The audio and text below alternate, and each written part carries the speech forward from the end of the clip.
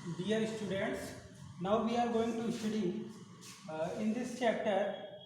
Next topic is capacitor. तो हम अब इस चैप्टर में अगला टॉपिक पढ़ने चल रहे हैं संधारित्र। संधारित्र क्या होता है? तो अभी तक के प्रीवियस नॉलेज के अकॉर्डिंग जो हमारा पूर्व ज्ञान कहता है कि जब हम किसी कंडक्टर यानी हम इसके पहले वाले चैप्टर इलेक्ट्रिक पोटेंशियल वैद्युत विभव वाले चैप्टर में हम पढ़ चुके हैं, जब किसी कंडक्टर को हम चार्ज देते जाते हैं तो उसकी एनर्जी बढ़ती जाती है। एनर्जी कैसे बढ़ती है? हम कंडक्टर को पहला चार्ज दिए, जैसे दूसरा चार्ज देते हैं पहला चार्ज उसका अपोज करता है, लेकिन फिर भी हम फोर्स लगा करके वर्क डन करके उस चार्ज को छोड़ देते हैं, सरफेस को दे देते। तीसरा दिए तो वो दोनों मिलकर, चौथा दिए तो वो तीनों मिलकर, पांचवा दिए तो वो चारों मिलकर के फोर्स ऑफ रिपल्सन अप्लाई करते हैं। तो जो भी हम वर्क करते हैं उस कंडक्टर में वो एनर्जी के रूप में स्टोर हो जाता है। तो अब जब हम चार्ज के फॉर्म में किसी भी कंडक्टर में एनर्जी स्टोर कर सकते हैं तो हम उस एनर्जी का जरूरत पड़ने पर उपयोग भी कर सकते हैं। तो इस दृष्टि को देखते हुए हम एक युक्ति का निर्माण किए जिसका नाम है, यानी एक इलेक्ट्रॉनिक डिवाइस है जो कि कैपेसिटर के नाम से जानी जाती है, हिंदी में संधारित्र कहते हैं। तो संधारित्र में भी क्या होता है, हम चार्ज स्टोर करते हैं जिसके उसकी एनर्जी बढ़ जाती है। जैसे ही हम किसी कंडक्टर से टच करवाते हैं उस एकाएक सारी एनर्जी अपनी रिलीज कर देता है। तो एनर्जी स्टोरेज डिवाइस यहाँ पर जिसमें एनर्जी चार्ज के फॉर्म में स्टोर होती है वो दो है, एक तो सेल है, दूसरा है हमारा कैपेसिटर। अब सेल और कैपेसिटर दोनों में अंतर क्या है? पहली चीज, दोनों एनर्जी स्टोरेज डिवाइस हैं। एनर्जी किस फॉर्म में स्टोर होती है? चार्ज के फॉर्म में। हम इसमें चार्ज भरते जाते हैं और इसमें एनर्जी स्टोर होती जाती है। अब रही बात दोनों में अंतर का, तो अंतर दोनों में क्या है हम समझते हैं। सबसे पहली चीज, जैसे हमने एक टैंक लिया, एक कंटेनर लिया, कंटेनर में हमने पानी भरा, तो पानी हम भर रहे हैं तो उस कंटेनर में पोटेंशियल एनर्जी बढ़ रही है। किसकी बढ़ रही है? पानी की पोटेंशियल एनर्जी। जैसे जैसे पानी का लेवल भरता जाएगा उस कंटेनर में वैसे वैसे उसकी एनर्जी बढ़ती जाएगी। एनर्जी बढ़ने पर क्या होगा, जब हम उस पानी को एक पतले छिद्र द्वारा पाइप लगाकर रिलीज करेंगे तो वही एनर्जी के रूप में जो पानी स्टोर हुआ है वो धीरे धीरे उससे रिलीज होगा, और वह रिलीज होगा कंटिन्यू काफ़ी समय तक रिलीज होगा। और उसी का उल्टा हम एक बड़ा सा होल कर दें, उस कंटेनर में बड़ा सा होल करेंगे तो वही जो पानी स्टोर हुआ है उस कंटेनर में वो एकाएक रिलीज हो जाएगा और सारी पोटेंशियल एनर्जी रिलीज हो जाएगी। तो दोनों में ये अंतर है। आवश्यकता अनुसार हम दोनों का उपयोग करते हैं। जब हमें एट वंस मोर एनर्जी चाहिए तो हम कैपेसिटर का उपयोग करते हैं, हम चार्ज इसमें स्टोर कर देते हैं और ज़रूरत पड़ने पर हम उस चार्ज को एकाएक रिलीज करते हैं तो हमें एनर्जी का ज़्यादा अमाउंट एकाएक एट वंस मिल जाता है। जैसे हम अपने मोबाइल के कैमरे द्वारा जब हम फोटो लेते हैं तो फ्लैश लाइट ऑन होने पर हम देखते हैं कि एक बार बहुत तेज़ी से चमक उत्पन्न होती, तो उस मोबाइल के सर्किट में कैपेसिटर लगे होते हैं। उस बैटरी द्वारा सर्किट में जब भी चार्ज फ्लो होते हैं तो बाईपास द्वारा उसमें वो स्टोर हो जाते हैं और जैसे ही ज़रूरत पड़ती है एट वंस वो पूरा का पूरा चार्ज रिलीज कर देता है, जिससे कैमरे का फ्लैश बहुत तेज़ी के साथ चमक उठता है। तो ऐसे ही बहुत सारे एग्जाम्पल्स हैं जिनका उपयोग हम देखते हैं। कैपेसिटर के रूप में। अब कैपेसिटर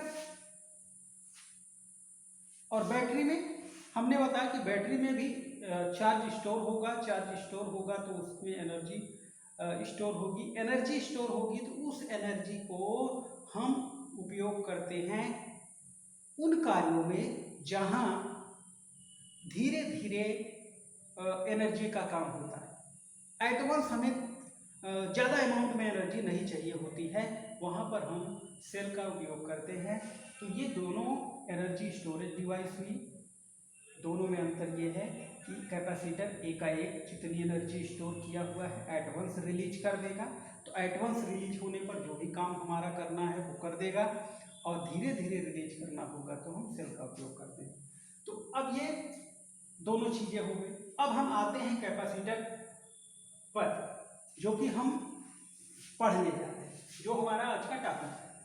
अब इसमें सबसे पहली चीज हमारी प्रवृत्ति होती है ज़्यादा स्टोरेज की। हमने एक प्रचार देखा है, आपने भी देखा होगा, टीवीएस जुपिटर का प्रचार अमिताभ बच्चन करते हैं। ज़्यादा स्टोरेज का फ़ायदा उसमें दिखाते हैं, उसके जो सामान का स्टोरेज है उसमें। तो हमारी प्रवृत्ति होती है कि हम ज़्यादा से ज़्यादा पाएँ, ज़्यादा से ज़्यादा स्टोर करें। तो हम सबसे पहली चीज़, और स्टोरेज करने की प्रवृत्ति क्यों होती है, हमें अभी एनर्जी मिल रही है, कंटिन्यू मिल रही है, लेकिन जब नहीं मिलेगी तब हम क्या करेंगे, हम उस समय के लिए एनर्जी को बचा के रखते हैं। जैसे सीधा सा उदाहरण हमें समझना है, हमारे घरों में पानी की सप्लाई आती है। अब पानी की सप्लाई 24 घंटे नहीं आएगी, उसका फिक्स समय है। हम उस पानी की सप्लाई के दौरान एक टैंक रख देते हैं, टैंक में हम पानी स्टोर कर लेते हैं। स्टोर करने का क्या मतलब होता है, स्टोर तब उस समय के लिए करते हैं जब पानी नहीं आएगा तो हमें आवश्यकता होगी, तो हम उस स्टोर किए हुए पानी का उपयोग कर सकते हैं। घरों में हम कुछ जगह इलेक्ट्रिसिटी का 24 घंटे मिलना संभव नहीं होता, तो हम करते क्या है, हम एक बैटरी खरीदते हैं, इन्वर्टर खरीदते हैं, यानी यूपीएस खरीदते हैं। उसी यूपीएस द्वारा जब भी लाइट रहती है, चार्ज दबा दबा करके उस बैटरी में स्टोर कर लिया जाता है। जब भी इलेक्ट्रिसिटी चली जाती है तो वही बैटरी जो अपने अंदर चार्ज स्टोर किए हुए है धीरे धीरे रिलीज करके उस सर्किट में सप्लाई देती है करंट का, और वो करंट कन्वर्ट हो जाता है हाई वोल्टेज। 12 वोल्ट हम अप्लाई करते हैं, हमें आउटपुट ज़्यादा वोल्ट में मिलता है, जो कि हमारे जो भी इक्विपमेंट हैं इलेक्ट्रिकल, जो हमें उस समय के लिए ज़रूरी होते हैं, उनको चलाना हमारे लिए संभव हो जाता है। तो अब सीधा सा मतलब हम स्टोर क्यों करते हैं, हमें स्टोर करने की ज़रूरत क्या हुई, तो सीधा सा हमें स्टोर करने की इसलिए ज़रूरत हुई कि जब ये नहीं रहेगा, कंटिन्यू हमें मिल रहा है लेकिन जब नहीं मिलेगा एनर्जी, तो हमारे पास एनर्जी का अमाउंट रहेगा, हम उससे काम चला लेंगे। ऐसे ही हम बहुत सारे अपने डेली लाइफ में हम पैसा कमाते हैं, लेकिन हम उस दिन के लिए ज़रूर ध्यान रखते हैं कि जब हम नहीं कमा पाएंगे तब हमारा काम कैसे चलेगा, उसके लिए भी हम थोड़ा थोड़ा अमाउंट स्टोर करते हैं। तो ये हमारे स्वभाव में है, किसी चीज़ को स्टोर करना, उसका सृजन करना। सृजन इसलिए करते हैं कि जब ये नहीं रहेगा तो हमारी रिक्वायरमेंट कैसे पूरी होगी, हमारी रिक्वायरमेंट पूरी करने के लिए ही हम स्टोर करते हैं। तो अब हम आइए टॉपिक पर आते हैं। अब हमको ये पता है कि हम किसी कंडक्टर में चार्ज स्टोर कर सकते हैं। तो हमने एक कंडक्टर प्लेट लिया, इसको चार्ज देना शुरू किया। अब इसकी भी एक लिमिट है, इसका एक निश्चित कैपेसिटेंस है, इसकी एक निश्चित धारिता है, वहां तक ये चार्ज स्टोर करेगा, उसके बाद लीक आउट हो जाएगा, यानी बाहर बहने लगेगा, बाहर एयर में जाने लगेगा। अब के बाद हम सीधा सा आते हैं, हमने कैपेसिटेंस का फार्मूला पढ़ा है, C is equal to Q upon V। C एक फ्रैक्शन के इक्वल है, भिन्न के बराबर। भिन्न में अंश में Q है, हर में विभव V है। Q आवेश है, V विभव है। किसी भी भिन्न का जब हर यानी डिनोमिनेटर कम होता है तो इसका कैलकुलेशन मैक्स आता है। तो यानी हमें पोटेंशियल कम करना है, और पोटेंशियल कम करने पर हमारी कैपेसिटी या कैपेसिटेंस ज़्यादा होगा। चार्ज ज़्यादा देंगे तो कैपेसिटेंस ज़्यादा होगा। कैपेसिटेंस दो तथ्यों पर निर्भर कर रहा है।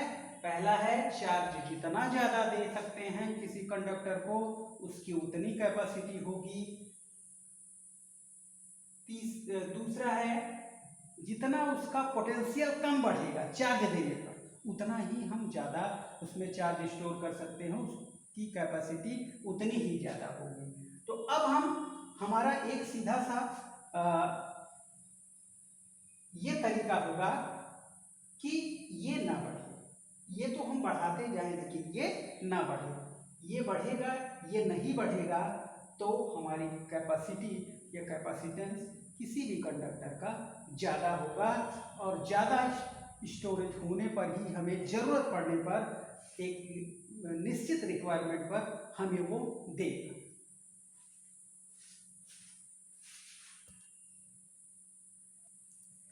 तो हम देखते हैं, एक कंडक्टर प्लेट लिया। कंडक्टर प्लेट को हमने इस तरीके से रखा है जिससे आपको ये साइड ही दिख रही है, ये नहीं दिख रहा है। तो इस तरीके से हमने रखा है, इसलिए इस तरीके से हमने केवल एक लाइन बनाया हुआ है। अब हम कंडक्टर को चार्ज देते जाएंगे तो होगा क्या? चार्ज का इस पर डिस्ट्रीब्यूशन होगा, चार्ज का डिस्ट्रीब्यूशन होगा इसके सरफेस पर यूनिफॉर्मली, और इसकी एक लिमिट आएगी। इसके बाद ये लीक आउट होना शुरू हो जाएगा, यानी इसके पोटेंशियल को हम कम नहीं कर सकते। जब पोटेंशियल कम नहीं कर सकते तो इसकी कैपेसिटी हम नहीं बढ़ा सकते।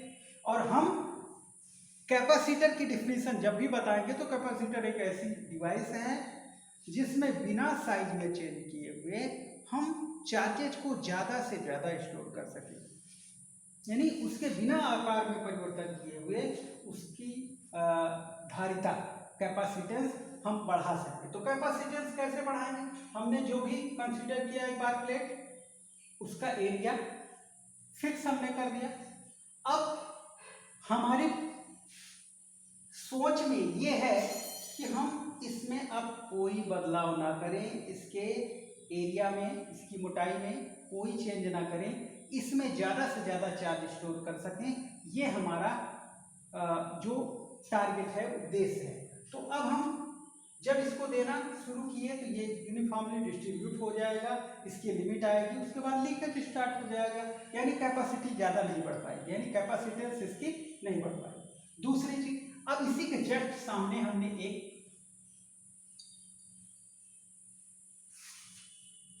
दूसरी प्लेट ऐसे रख दी।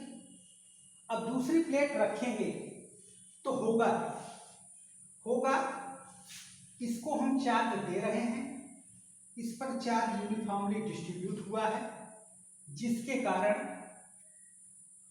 इलेक्ट्रिक फील्ड लाइन यानी इलेक्ट्रिक फील्ड बनेगा इस डायरेक्शन में, इलेक्ट्रिक फील्ड बनेगा। और ये दूसरी प्लेट हमने रखा तो दूसरी प्लेट का नेट चार्ज 0 है, कुल आवेश 0 है। कुल आवेश 0 होने का मतलब यह है कि number of electron will be equal to number of proton. जितनी संख्या में इस पर इलेक्ट्रॉन है उतनी संख्या में इस पर प्रोटॉन है, इसलिए इसका नेट चार्ज 0 है। अब ये इलेक्ट्रिक फील्ड बनेगा तो ये सारे चार्ज इसके निगेटिव चार्ज को अपनी ओर खींचेंगे, अपनी ओर खींचेंगे तो सारे निगेटिव चार्ज इस साइड डिस्ट्रीब्यूट हो जाएंगे।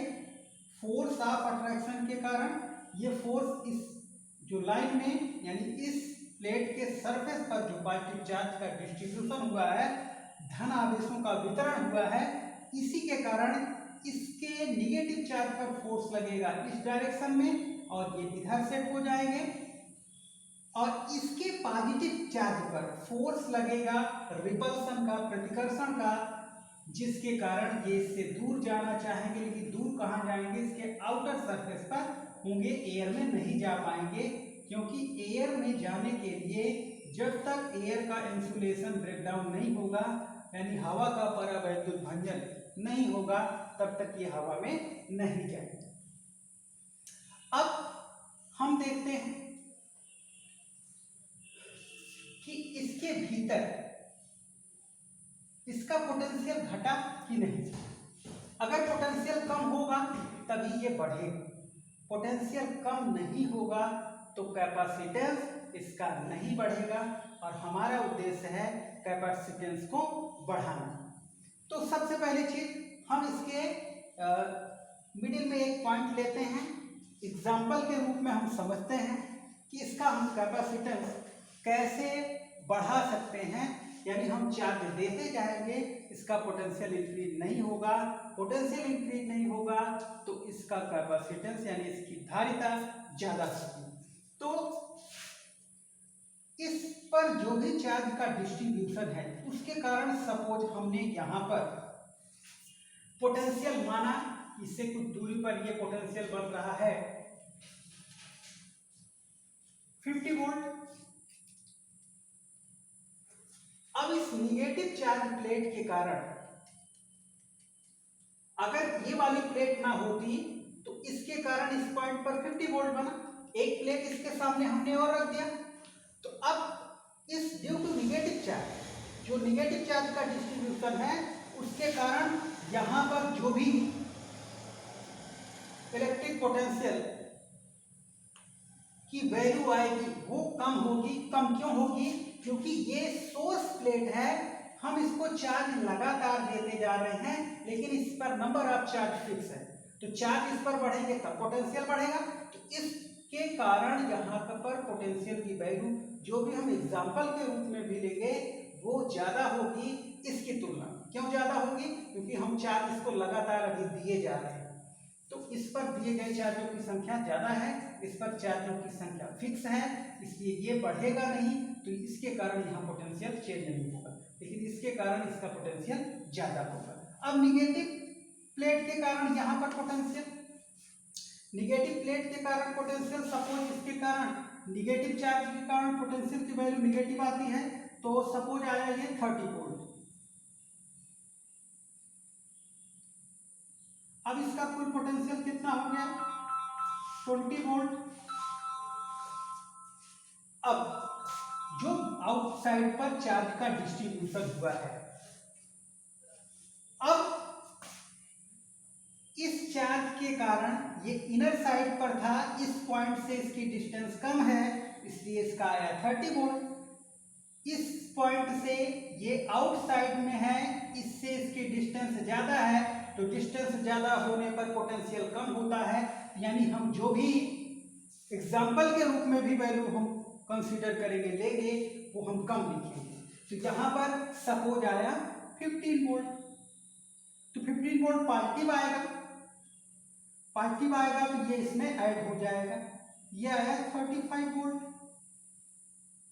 अब हमने देखा कि जब हम सिंगल प्लेट का उपयोग कर रहे हैं, सिंगल कंडक्टर प्लेट का उपयोग कर रहे हैं, इसका पोटेंशियल ज्यादा है, और इसके सामने जैसे ही हमने प्लेट रखा इसका पोटेंशियल घटकर 35 वोल्ट हो गया, यानी हम चार्ज इसमें ज्यादा अभी दे सकते हैं, इसका पोटेंशियल राइज नहीं करेगा, यानी इसका कैपेसिटेंस अब पहले की तुलना में, जब सिंगल प्लेट थी उसकी तुलना में अब इसका कैपेसिटेंस ज्यादा है। अब इसके अतिरिक्त हम और क्या कर सकते हैं, तो अब देखिए सेम वही स्थिति आ रही है, जैसे हम एग्जाम्पल के रूप में लें, हम किसी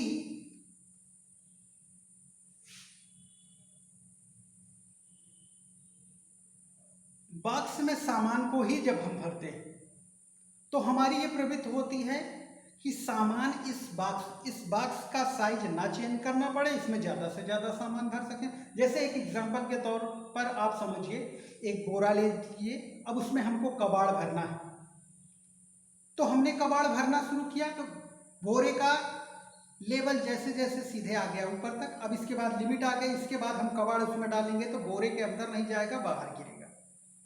अब हम क्या करेंगे, एक लकड़ी का लट्ठा लेंगे और उसको खूब दबा देंगे। जो कबाड़ का लेवल बोरे में ऊपर तक आया था वो घटकर नीचे चला गया। अब नीचे चला गया तो क्या हुआ, अब उस बोरे का हमने साइज नहीं चेंज किया, लेकिन अब उसमें हम और कबाड़ भर सकते हैं। हमने फिर से कबाड़ भर, फिर से दबाया, फिर नीचे थोड़ा चला गया, फिर इस तरीके से हम भर सकते हैं। हमने अपने गांव में देखा है कि एक बर्तन में, यानी जब हम जानवरों का चारा जिसको हम भूसा कहते हैं उसको भरते हैं, तो उसमें भी हम क्या करते हैं, पहले भरना स्टार्ट कर देते हैं तो वो फ्लो होना शुरू हो जाता है, क्योंकि जल्दी से पोटेंशियल उसका राइज करता है और उसके बाद गिरना शुरू हो जाता है। फिर क्या करते हैं, हम उसको दबाते हैं। हमारे दबाने पर उसका लेवल कम होता है। लेवल कम होने के बाद फिर से हम और उसमें भूसा भर सकते हैं। बोरे का ही एग्जाम्पल हम समझ सकते हैं कि एक बोरा लें, उसमें भूसा भरना शुरू करें तो भूसे का लेवल जल्दी से बोरे में ऊपर उठता चला जाएगा। अब क्या हुआ, अब उसके बाद डालेंगे तो भूसा बाहर गिरने लगेगा। लेकिन अगर हम उसी भूसे को दबा दें तो उसका लेवल आएगा नीचे, फिर हम और भरना शुरू कर देते हैं, भर देते हैं। तो सेम एग्जाम्पल यहाँ पर ये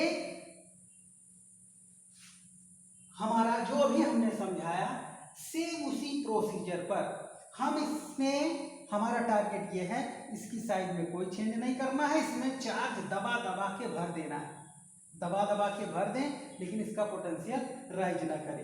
पोटेंशियल राइज होगा तो लीकेज शुरू होगा और हमें लीकेज नहीं चाहिए। तो अब दूसरा क्या है हम समझ लेते हैं।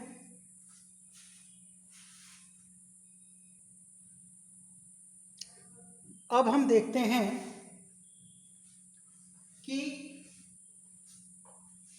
हम इसमें और क्या कर सकते हैं जिससे इसका पोटेंशियल ना बढ़े, कैपेसिटेंस बढ़ता है। अब हमने क्या किया, ये तो फर्स्ट प्लेट थी, ये जुड़ी है सोर्स से। अब दूसरी प्लेट को हमने ग्राउंड से जोड़ दिया।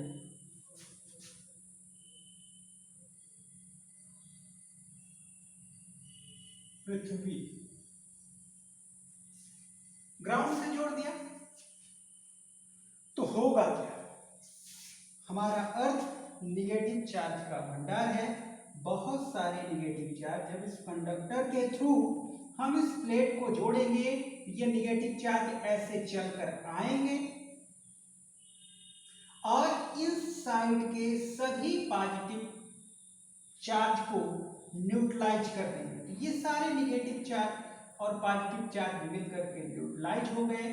तो अब केवल इनर साइड, ये सारे निगेटिव चार्ज जो आ रहे हैं केवल इसको रिपेल करेंगे, तो ये इसी साइड रहेंगे और इधर के सारे पॉजिटिव चार्ज न्यूट्रलाइज हो गए। अब न्यूट्रलाइज हो गए तो क्या हुआ, इस पॉइंट पर जो यहां पर पॉइंट हमने कंसीडर किया हुआ है, हम एक बार आपको जूम करके दिखा दे रहे हैं।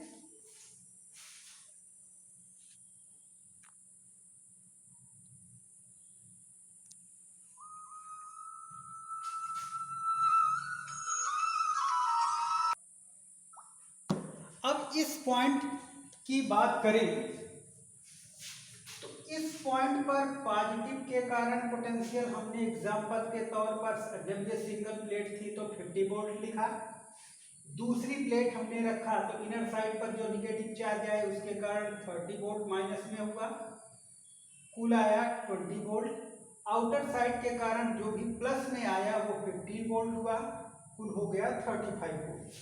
अब आउटर साइड के सारे चार्ज इससे अर्थ से आने वाले निगेटिव चार्ज से न्यूट्रलाइज हो गए, उदासीन हो गए। तो ये वाला जो पॉइंट है अब यहाँ पर इसके कारण यहाँ पर पोटेंशियल नहीं कंसीडर किया जाएगा। तो अब पोटेंशियल कितना बचेगा? 20 वोल्ट।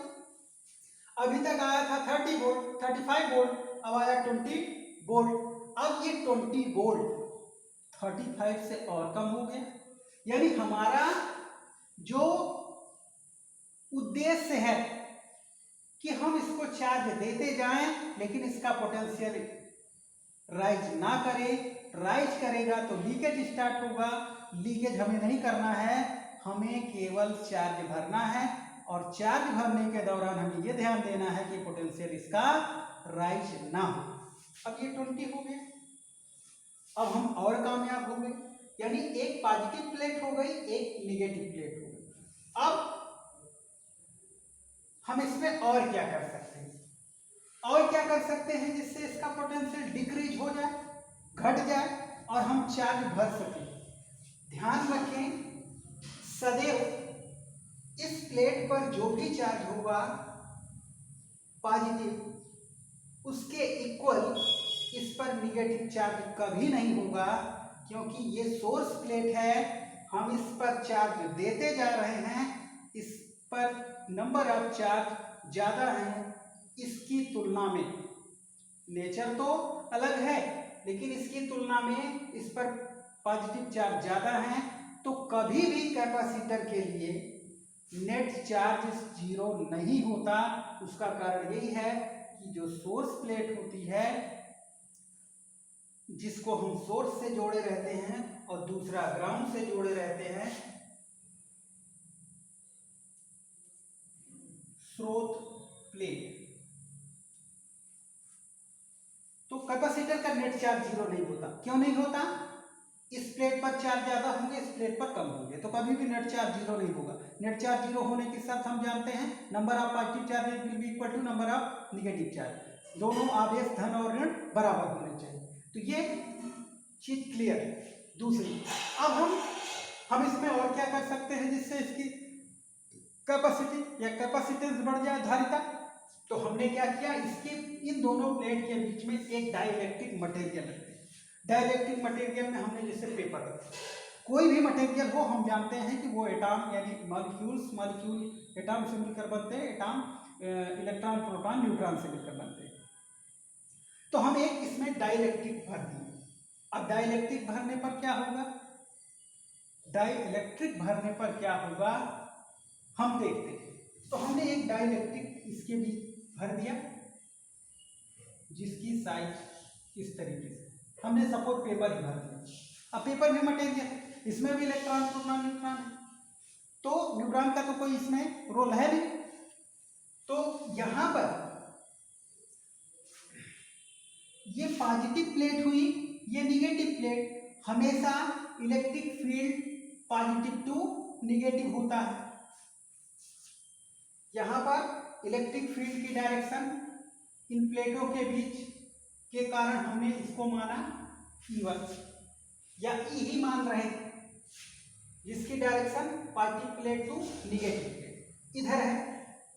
अब ये मटेरियल जो भी डाइलेक्ट्रिक हम कंसीडर किए हैं, इसमें भी इलेक्ट्रॉन है, प्रोटॉन है, तो इलेक्ट्रॉन पर फोर्स लगेगा पॉजिटिव डायरेक्शन, पॉजिटिव चार्ज की ओर, क्योंकि ये पॉजिटिव चार्ज का डिस्ट्रीब्यूशन है।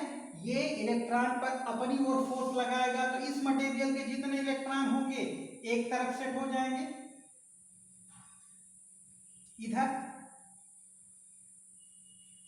क्यों?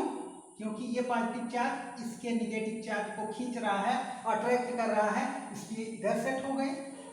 जितनी संख्या में इधर निगेटिव चार्ज इधर सेट हुए, क्योंकि इस मटेरियल में fix number of electron, fix number of proton है, उतने ही इस निगेटिव चार्ज के कारण इधर अट्रैक्ट हो गए, इधर खींच गए। या हम कह सकते हैं कि ये निगेटिव को तो अपनी ओर खींचेगा, पॉजिटिव को प्रतिकर्षित करेगा, उधर धक्का देगा, और ये वही चीज इस पर, ये निगेटिव चार्ज इसको प्रतिकर्षित करेगा तो ये इधर आ गया, और ये पॉजिटिव चार्ज इधर के पॉजिटिव को प्रतिकर्षित करेगा तो इधर सेट हो जाएगा। ये ऐसे सेट हो जाएंगे।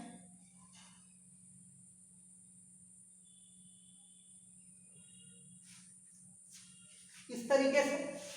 अब क्या हुआ, अब यहां पर भी इस डाइलेक्ट्रिक के भीतर पॉजिटिव टू निगेटिव एक इलेक्ट्रिक फील्ड बन गया, जिसकी डायरेक्शन इन दोनों प्लेटों के बीच बने इलेक्ट्रिक फील्ड के जस्ट अपोजिट है।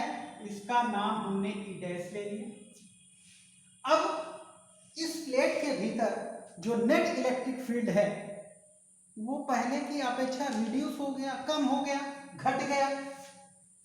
तो नेट इलेक्ट्रिक फील्ड लिखेंगे E net is equal to ई इस डायरेक्शन में है, ई डैश इस डायरेक्शन में है, दोनों सबट्रैक्ट हो गए, यानी ये वैल्यू घट गई। घट करके सपोज आ गई ई डबल डैश। अब ई डबल डैश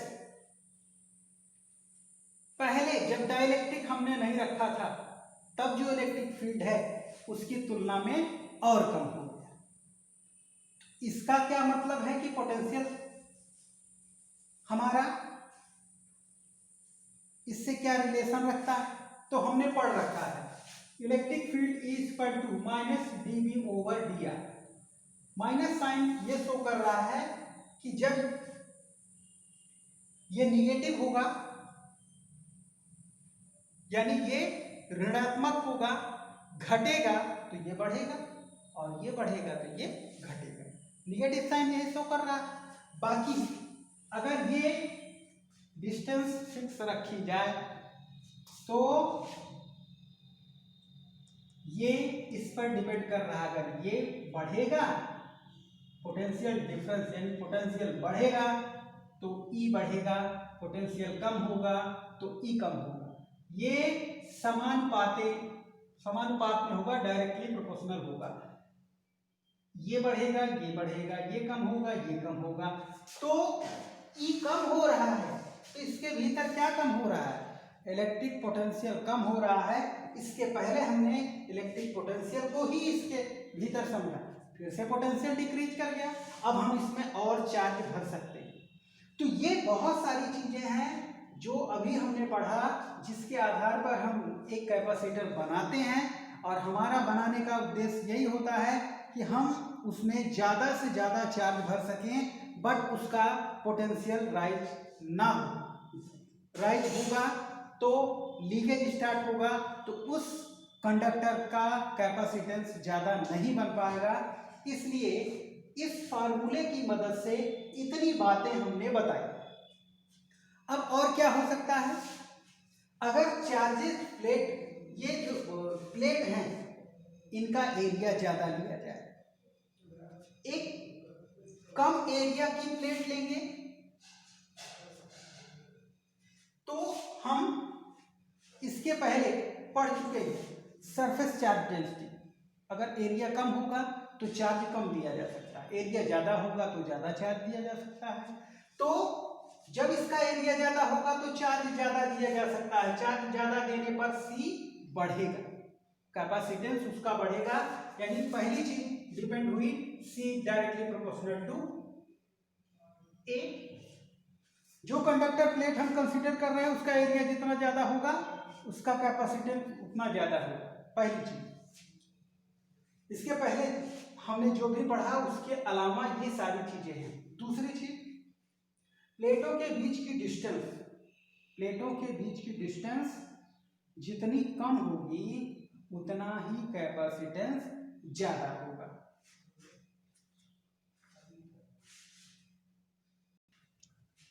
तो अभी हमने बताया, सेकंड हमने बताया C is inversely proportional to, यहां इन प्लेटों के बीच की डिस्टेंस D ले रहे हैं तो C is inversely proportional to D। अगला है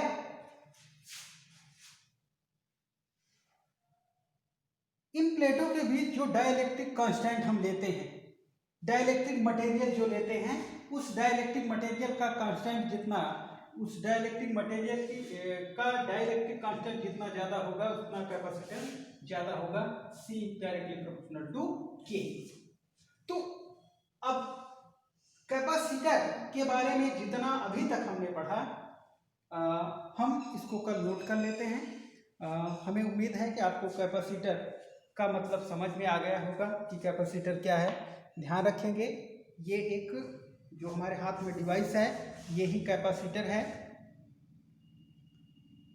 जिसमें दो तार लगे हुए हैं, एक सोर्स प्लेट से जुड़ा हुआ है और एक ग्राउंड से जुड़ेगा। हम इसको अपने घरों के जो 5 पिन सॉकेट होते हैं उसमें वर्टिकली जो 2 पिन होते हैं उसमें हम इसको दोनों वायर को जब हम डालेंगे तो ये चार्ज हो जाएगा, और चार्ज हो जाएगा तो होगा क्या, जब भी हम इसको सर्किट्स के साथ जोड़ेंगे तो ये अपनी सारी एनर्जी एकाएक रिलीज कर देगा, और जब भी हम शॉर्ट सर्किट कराते हैं तो हमें चमक के साथ आवाज़ भी सुनाई देती है। तो ये कैपेसिटर है, ये बड़े आकार में भी हो सकते हैं और इलेक्ट्रिकल सर्किट में बहुत छोटे छोटे कंपोनेंट के रूप में इनका उपयोग किया जाता है।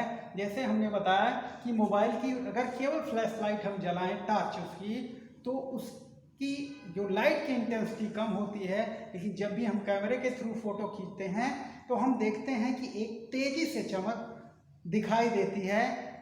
चमक दिखाई देने का कारण ये है कि उसकी सर्किट में लगा कैपेसिटर चार्ज स्टोर कर लेता है, जरूरत पड़ने पर एकाएक रिलीज कर देता है, जिससे मोर करंट बनती है और चमक लाइट की ज़्यादा दिखाई देती है। अब देखिए, तो कैपेसिटर बनाने का जो तरीका है वो कैसे बनाया जाता है।